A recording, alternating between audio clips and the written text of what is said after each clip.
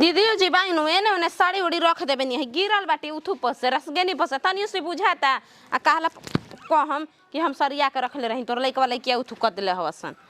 है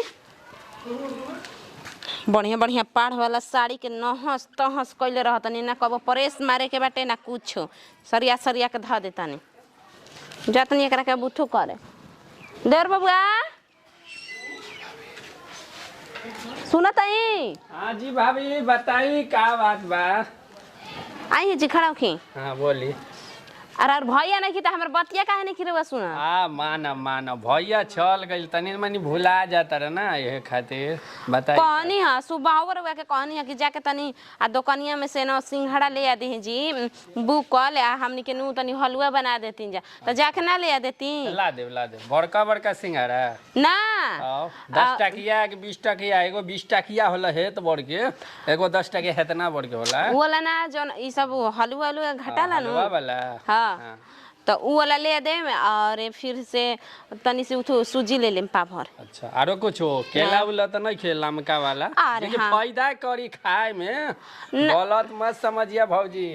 आजकल कहे कि दिमाग आदमी को ज्यादा चलेला ना रहो अनुदम छिना रे सन कभी कभी बतिया नहीं खे हम बतावा तनी कभी आजकल एगो केला चलल बा आ 60-70 रुपया के मिलता उ है। हां वे ना हमरा महंगा मिलता हमरा केरा नहीं के खाए के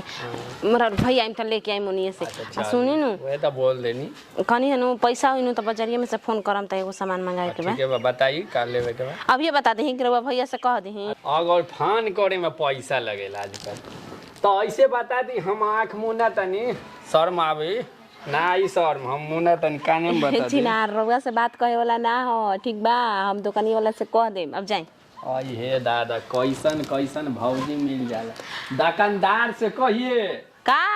लेकिन हमनी से ना कहिए दुकानदार से कह बढ़िया लागेला दुकानदार हमरा घरे के ना देवर है ना जी दुकानदार अरे सुनी दुकानदार हमरा घरे ना आवेला रहुआ हमरा घरे रहे नि रहुआ के देखम जब हमरा शर्म लागी भैया के कंप्लेन करे पड़ी कहीं कोनो बात होई त भैया हां केकरा कही रे तू कहां रही भौजी गड़बड़ा गइल बा त का बताई कह दे कि भौजी गड़बड़ाई के घर ही बाटे ठीक बा रउआ त ऐसन बात करती वहां के शक ना रही तब शक हो जाई वहे त बात बताता नी रउआ दुकानदार से बात करो तो तनी मनी डॉट होला ना ये खातिर को तनी से बतियाई रउआ उ सब बात ना सुनम ठीक बा। ठीक है बा जाता नी हां जाई जल्दी लेके आई ठीक बा ठीक कुछ कहो हो देवर बानी नु यहाँ के कभी यहाँ शुरू से यहाँ के होने चल गए विदेश देने पढ़े बाप रे बाप विदेश पढ़े चल गए ओनिए के भाषा हमेशा यहाँ के यूज कैले बनिया हमनी के कभी बुझेबे ना कर हमनी के दुकानदार कहनी जाते यहाँ के दुकानदार कहतानी। अरे बुचिया कमाई खाना खैला है। अरे खाना तो कहते बानी कि खैनी है तना कि का जानी कैसन मियाज करे लगल एकदम से वो काहे नहीं बस छोड़ के खाना चल देनी है बनी बा खाए के मन नहीं करे दोसर देही का बा तोर हमार तो लागत तोर दोसर देही बा ऐसे कोनो चीज खाता तो पचत नहीं के चलबे काल का डॉक्टर के इथि कर दवा देते कहता नहीं कि चल हमरा तो बुझाते बाटे जानता नहीं 1-2 महीना से कुछ हमारा गड़बड़ लागत आटे सोच ले पाहुन ले देखो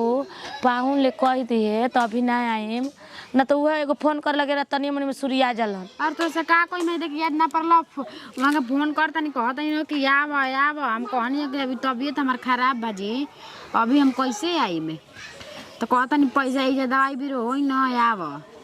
उहो के बुद्धि ना भली ना तो तनी सोचे के चाहिए अपन से तारे ल अरे गोइल भी तो हतना दिन पे तो तनी 2-4 महीना छोड़ दी कने नु कहूं डॉक्यूमेंट जन में में आरो का कहले रहू मिनी आ ना सवा आ उहे ओकरा से तनी पता करी है नु कि काल उ डॉक्टरिया में चल जी। अरे एगो मिला त मशीन निहन हती चुकी ओहुल अपन घर में चेक कर लेता त चलिए ओइ जे चेक करा दे हम वैसे ढेर पैसा लेसन घर 25 से 30 रुपया में हो जाता हुए 50 रुपया में त का करी हमरा तो बुझा दे ने कि चल ना ओइ जी के देख जी अच्छा कुछ पैसा को कुछ ना कि दवाई ये ले लेम ना कि काहे उल्टी होताटे हमार त लागत देहिया लागत तोर चिकई थी यार ओइ से कहनी डड़वा चा भौजियो कहत रही कैसन है खुशबुजी बाटे का तू काज ने कैसन में ते भुला जालिस त कितना दिन भइल का भइल कैसे भइल अरे बाकी याद पड़ता हमारा ये कुछ हेरू तन ढिलवा देखो कनी नु भौजैया भेज जइए कुछ करवा दे का करबे नहीं आइल बड़े त ओहो कितना करबे त कहे से न करते नइखे कर देखते सर्दी हमरो मन फीका फीका भइल बा। ए बच्चे जवाइन मंगरैल डाल के रोटी पकइबे का? जवाई मंगरैल रोटी? हाँ डाल के वही में लिट्टी। अरे तोरा के कैसे निक लागला रे मैवा? ए फकनिया के खइले ही ने को तो निक कहाँ ले तारा लागे निक लागेला ना दे तू ही आहे दादा जिंदे जिंदे बाईसन ऐसन का हाथ टेक ढीलिया वाला ला दे रे तनकी मुजी हसन एकरा में तो तोरो सुनाते नहीं के लाव न काल बार-बार रंग जाता नहीं ऐसन लाल देखो उज्जर उज्जर मारे हो गइल बाटे। आ जाए द बूढ़ पुरानिया बहन का कर है का तो हुनकर लइके आइल बा का बाहर पासे टिंकू है। हाँ वैसे उतान से चितान चलतिया और कि में एगो करे लेके के नौकरी लागल बा आवा ताकि आदमी के कोई घर के द्वार का हइए नहीं करे आज ना त काल भगवान नु देबे करियन। अब भैया कहाँ गइल रे छोटा का?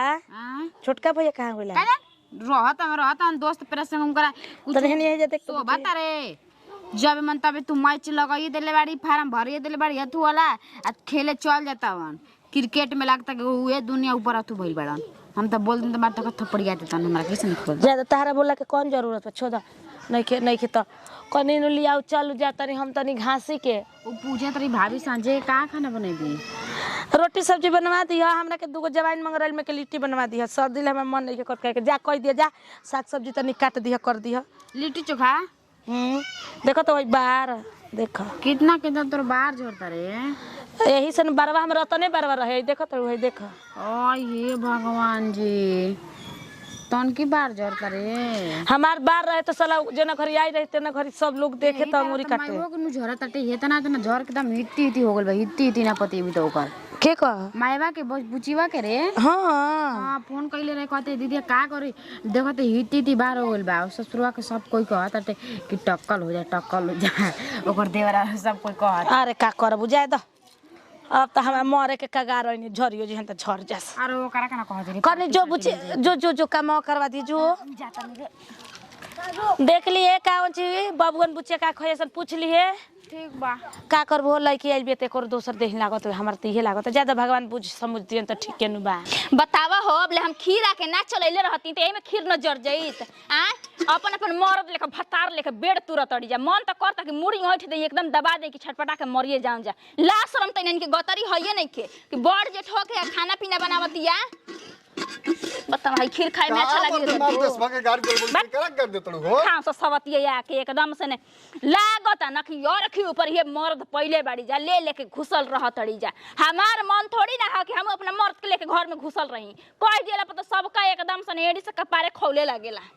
का तहरा हो गुल का ओकनी के देख के तू कच कइले बड़ू देखो त नहीं देखी पहले खीरिया के नीचे धल लेबा कि ना सब है जरता है सब जरता जरता बड़ी से सब हैं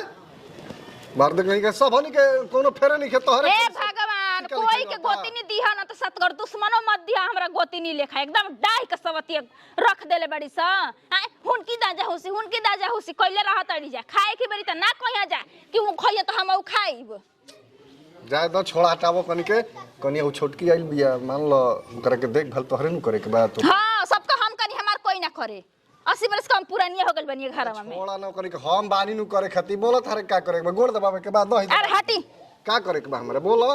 तहरा के करे के बानी नु गोड़े ना दबोइनी अब गोड़ दबा तनी लाजे शरम घर के पी गइल बड़ी से सवतिया हो दादा कहनी कि जाय द हमर छोट गोती नहीं है से त बहिन लेखा जानब करब लेकिन एक हाथ से ताली ना बजला उ करही न त करब ना करही त दोंगन छोड़ दे मुंह मारा जे जाके गांव टोला त हंसता है कहता कि कहो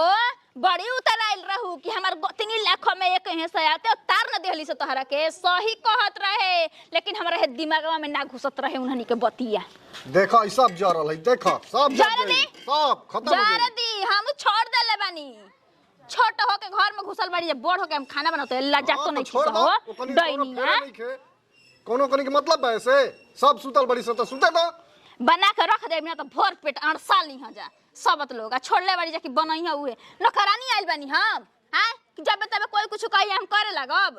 राजवाड़ा घर के आइल बाड़ी जा ले देखे आकि एकदम राज ढले रहत है घर आइल लोग हम नहीं जानत कौन लोग कौना घर के ह ना तहारा से बढ़िया घर से कोनो इस बारे मर दे अरे भिख मांगा की खानदान का बाड़ी से एकदम से ने हमार बस घर में चले ना तो सबके देखो ये नाक कपार पे बार उड़ा देनी तो कहब कि का कहत रहे। अरे हाथना ना खिसियाइला भैया से काहे लड़त रही? काहे ना लड़ी जी? अभी बिना मेहरारू के ना बनी तो घूमत तनी छुट्टा सांड लेखा। जे मेहरारू आई तो ये ना पता चली। के बाद सोचे के बा हमरा हमार जइए बियाह है तो ये सोचे के बा। यार तो उन लोग के मेहरारू बिया होई नु पूछी। तोरो मौगी आई तो इहे कमवा करी घर में हमारा ई दूधू को आके नाच चुप रही रउआ पता हमर दिमाग जरल बटे इनका संगे रह के रउआ एकदम बिगड़ गइल बानी। हम का बिगड़ हाँ। हां तू बेटा हुआ ना कम 76 ना हो ना छकुल पढ़ेला। हम खाली सही बोले के उल्टा सीधा आदत हो गइल ना।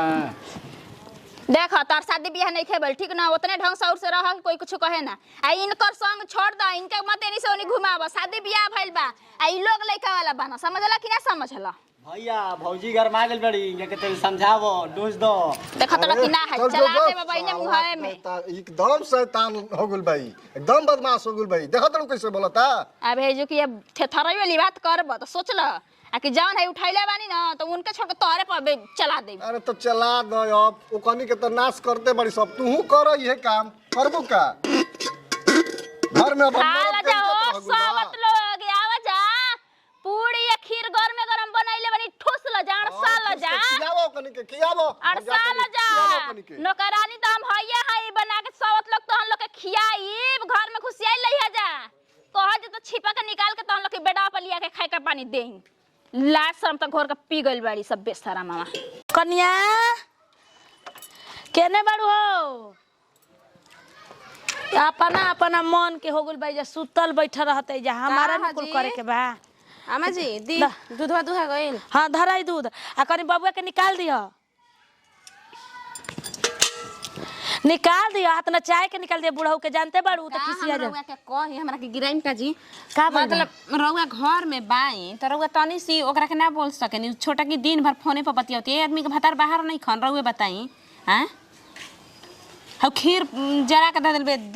दीदी जी इतना गरमाइल बनी कबे के खिसिया के गाड़ी देतन। तब हम का करी हम केने केने देखी पहले ई बताओ हम केने केने का करी हम तिहे नहीं के बुझात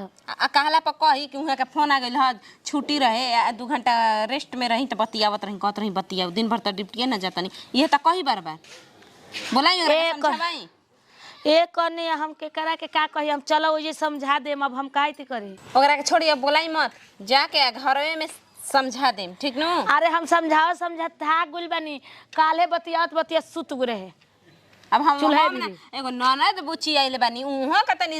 सोचे समझे के चाहिए कि सब कोई अपन अपन काम में बा त चूल्हे पर हम जाके देखी उहाँ के त दिन रात मोबाइल बिटिया चलावत रहेनी अब कहे केहू के के ना केहू कम बा बिटिया को काहे बेटवा को काहे पतोहिया को सब चलावत पहले बिया मेहरारू की का कहे के है जाना तिया कि साल भर 6 महीना का मेहरारू हिया ना आवते देरी या ना अपन रहन सहन दिखावते देरी का हो गल अभी हो चिल्लाए लगनी करे के कनेवे के कहतिया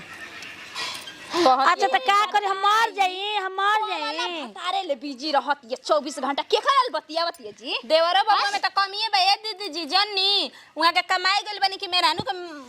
महकत तनी मेहरानू बिना करे चल आशा बोलैली हमरा के लिए चल जा तनी हो एकर उल्टी निहन मन होते कहते त इथि ले हो गल बिया दिनवा चढ़ गइल बा अरे जाना तनी जाई रात भर उल्टी ओय ओय करत त आदमी जानते तब उहे चेक करवा दे कहत रही दीदी जी से चोकरा लागत कि दूसर देह ना कहत रही जी हम खीर अरे वो कम ना हो हम खिड़की में कहां गइल रहे ना एकरो के मार दूध खातिर चिल्लात रहनी त ना दूध ले जाए खातिर चिल्लात रहनी रे चिल्लात रहनी रे जीरा रो लेके चिल्लात ना रहनी उठा दे आजी हैं? आमाजी रो हाथ चुकला के दूध ले आए जुग नहीं के कतने चिल्लात रहनी भाग ले होकर संगे खेले किरनी संगे तार सबड़ा के मुंह फाड़ त दे हम छोड़ दे रे मत ले जो चल ना हट तू हूं लगला के निकाल लकन से लाग रहली हट रुको कर पहले समझा दे छोटकी के देखत रे कैसे लो इथि कइले बिया नौटंकी घर में चल ओकर रहनिए एक को हाली कनिया नहीं खेलौका त हमर लइकिया के एको काम नहीं खे करत ना त फट से ना हाथ या लात चले लागत इनकर जाय दिए दीदी जी जे अपन आदमी रहेला ओकरे के न केहू डाटेला हम त इहे कहम अरे रतिया कान लगा के हम सुनत रही वो देवलिया की भर रात खूबे फुसर फुसर केकरा ले बतियावत रहली देवरे बबुआ से बतियाली हम त ट्राई कइनी है अभी वो बतियावत रही त हम गइलनी घर में आ देखनी है देखनी ना मेहर बहू के बाहो दोगला ई नतिया के एकरा के मारम अरे न ते सुने अरे जाए द हो छोड़ द चल चल पार पारी आवत जा त चल चल दूध पिए चल चल दूध पिए चल आई अरे जी से आना काय दुनिया तो डाई के रखले बा लइका वो डाई के रखले बन चल काम धंधा करी न ती बिना खइले लोग के सुते के पड़ जाई।